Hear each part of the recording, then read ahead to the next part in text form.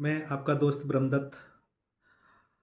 आज अभी थोड़ा सा समय मिला तो आज मैंने सोचा कि आज डीपीओ पे बात करते हैं। डिस्ट्रिक्ट प्रोविशन ऑफिसर के बारे में बात करते हैं कि आखिर में ये रिपोर्ट क्या होती है और ये कब कोर्ट में दाखिल की जाती है। बहुत से लोगों को जानकारी नहीं है कि घरेलू हिंसा के मामले में एक डीपीओ रिपोर्ट होती है, डीआईआर रिपोर्ट जिसको बोलते हैं, डोमेस्टिक इंसिडेंट रिपोर्ट, जिसको डीपीओ तैयार करता है।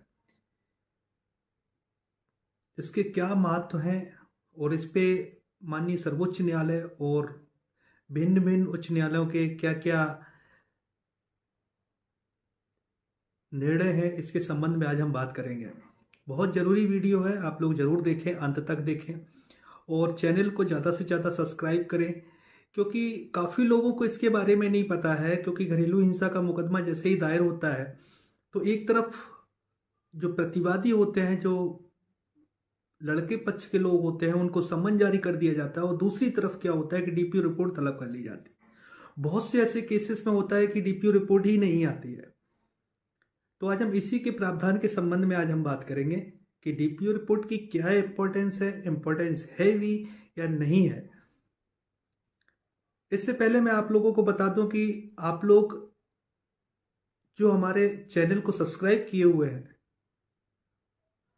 हमारी वीडियोज को शेयर करो, इस पे कमेंट करके बताओ कि हमें अगला वीडियो किस पे बनाना चाहिए। आप लोगों की जो क्वेरी है, आप लोगों के जो सजेशंस हैं, उसके आधार पे हम वीडियो बनाते रहे हैं और वीडियो बनाते रहेंगे। हमारी आर्थिक स्थिति अच्छी नहीं है, इसलिए मैं अपना अकाउंट नंबर भी इसमें शो करता हूं। अगर आप लोग मदद करना चाहें तो आप लोग मदद कर सकते हैं। आप लोग आर्थिक मदद करेंगे, हम कानूनी मदद करेंगे आपकी। और दूसरी बात कि मैं जो जानकारियां साझा करता हूं, ये अपने व्यक्तिगत जानकारी के आधार पर आप लोगों को साझा करता हूं, ताकि कि लोगों तक जानकारियां पहुंचे और लोग अपने केसेस में अमल कर सके। तो डिस्ट्रिक्ट प्रोविशन अधिकारी कौन होता है? डिस्ट्रिक्ट प्रोविशन अधिकारी जिले में एक होता है और जो डिस्ट्रिक्ट मजिस्ट्रेट है, डीएम है, उनके कार्यालय में ही महिला बाल विकास विभाग के अधीन में कार्यरत होते हैं।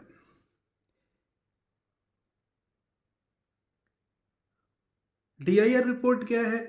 जब कोई महिला अपने पति, अपने ससुराल वालों के खिलाफ में जब घरेलू हिंसा का जब मुकदमा दाखिल करती है तो मजिस्ट्रेट डीआईआर रिपोर्ट को पहले तलब करते हैं कि डोमेस्टिक इंसिडेंट रिपोर्ट, तो वो डीपीओ से तलब की जाती है। और इस डीपीओ रिपोर्ट को देखने के बाद ही मजिस्ट्रेट प्रतिवादियों को, यानी कि महिला के पति और ससुराल वालों को सम्मन जारी कर सकते हैं। आगे के हम वीडियो में बताएंगे कि क्या डोमेस्टिक वायलेंस एक्ट के तहत में वारंट जारी किए जा सकते हैं। हम आगे बताएंगे कि डोमेस्टिक वायलेंस सेक्शन 12 के तहत में जो परिवाद दाखिल किया जाता है, क्या वो सिविल नेचर का है, क्रिमिनल नेचर का है? क्या उस पे हम हाई कोर्ट में 482 सीआरपीसी के तहत में जा सकते हैं या नहीं जा सकते हैं? क्या हमें इसका जो परिवाद दाखिल किया गया है डोमेस्टिक वायलेंस सेक्शन 12 के तहत में, क्या हम इसका रिवीजन 397 ऑफ सीआरपीसी में दाखिल कर सकते हैं या नहीं कर सकते हैं? क्या ये इंट्रालोकेटरी ऑर्डर है या परमानेंट ऑर्डर है? इसके संबंध में हम बात करेंगे अगले वीडियो में। अगर आप लोगों को ये मेरा वीडियो अच्छा लगा हो तो आप लोग इस पे अपनी राय जरूर दें, कमेंट करके बताएं। आज हम बात करेंगे कि डोमेस्टिक इंसिडेंट रिपोर्ट। बहुत से लोगों को ये जानकारी नहीं है कि डोमेस्टिक इंसिडेंट रिपोर्ट नाम की कोई चीज भी होती है और बहुत लोग देखते भी नहीं है। और मैं जो जानकारियां देता हूँ प्रैक्टिकल फाइल के आधार पे देता हूँ और सब लोगों के केसेस अलग अलग हैं। अगर आप लोगों को अगर मेरी सहायता की जरूरत है तो आप लोग हमें व्हाट्सएप नंबर पे संपर्क कर सकते हैं। मैंने 400 रुपये 15 मिनट के लिए कॉल का रखा हुआ है। आप लोग मेरी मदद करेंगे, हम आपकी मदद करेंगे।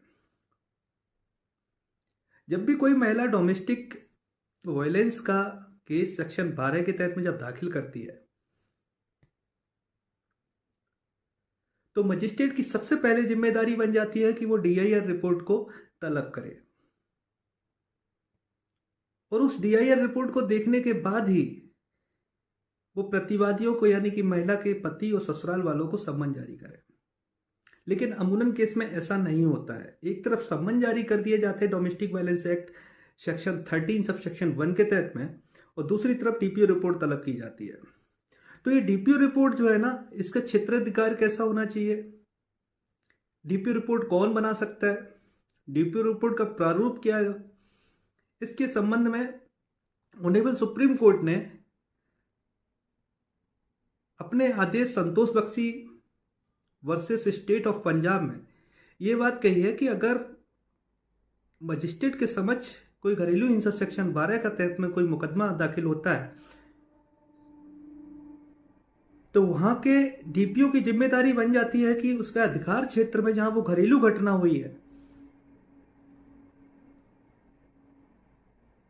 सेक्शन 5 सब सेक्शन 2 के तहत में घरेलू हिंसा सेक्शन 8 सब सेक्शन 13 और सेक्शन 9 बी और सेक्शन 9 ई के तहत में रिपोर्ट तैयार की जाए। ऐसा नहीं है कि मजिस्ट्रेट उस रिपोर्ट को देखने के बाद आकलन करने के अनुसार केवल अपनी मर्जी से ही प्रतिवादी को सम्मन जारी करते। जब तक वो रिपोर्ट उस फॉर्मेट में नहीं होगी तब तक वो रिपोर्ट निरस्त मानी जाएगी और तब तक किसी भी प्रतिवादी को यानी महिला के पति या ससुराल वालों को नोटिस जारी नहीं किया जा सकता।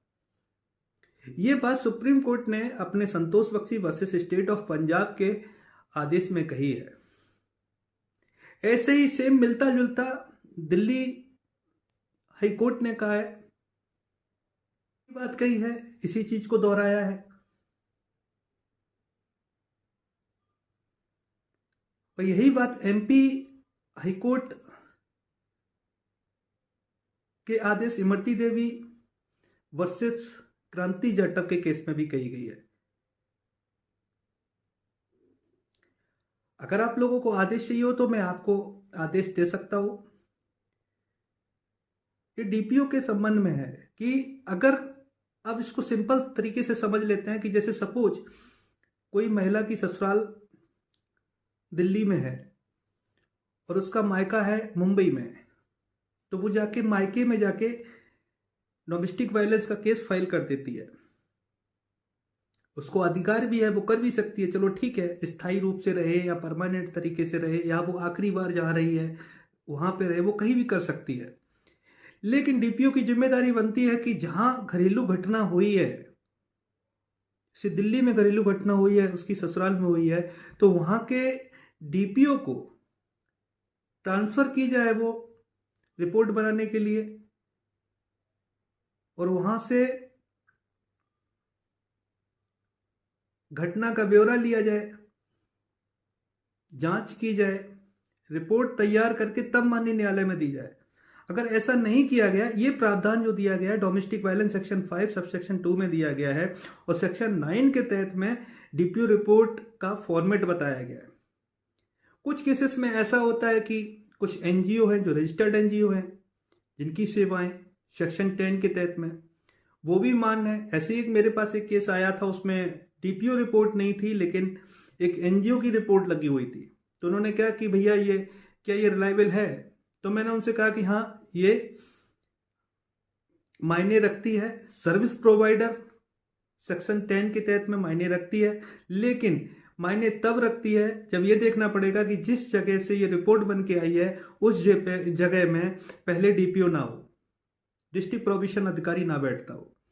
पहले क्या था कि बहुत सारे ऐसे राज्य थे, बहुत सारे ऐसे जिले थे जहां पे डिस्ट्रिक्ट प्रोविशन अधिकारी की नियुक्ति नहीं हुई थी, तो वहां सर्विस प्रोवाइडर की सहायता ली जाती थी। तो सर्विस प्रोवाइडर वहां पे अपनी रिपोर्ट प्रेषित कर सकता है जहां पे डीपीओ नहीं है। तो डोमेस्टिक इंसिडेंट रिपोर्ट जो है उसको देखने के बाद ही मजिस्ट्रेट कोई भी आदेश पारित कर सकता है। और आपने देखा होगा डोमेस्टिक वायलेंस सेक्शन 23 के तहत में एक पक्षी ऑर्डर कर दिया जाता है। उसके संबंध में हम आगे बात करेंगे कि डोमेस्टिक वायलेंस 28 के तहत में कौन कौन प्रावधानों के तहत में सीआरपीसी में कार्रवाई होनी चाहिए, या डोमेस्टिक वायलेंस 31 के तहत में किस तरीके से वारंट जारी होनी चाहिए या नहीं होनी चाहिए, इसके संबंध में हम आगे बात करेंगे। लेकिन बिना डोमेस्टिक वायलेंस की रिपोर्ट को देखे हुए मजिस्ट्रेट प्रतिवादियों को सम्मन जारी नहीं कर सकता है। आप ऑर्डर शीट अपनी फाइल की उठाने के बाद में आप अपील कर सकते हैं डोमेस्टिक वायलेंस सेक्शन 29 के तहत में, और आप चैलेंज कर सकते हैं इस बात को कि जो डोमेस्टिक वायलेंस की धारा 5 है, धारा 8 है और धारा 9 है,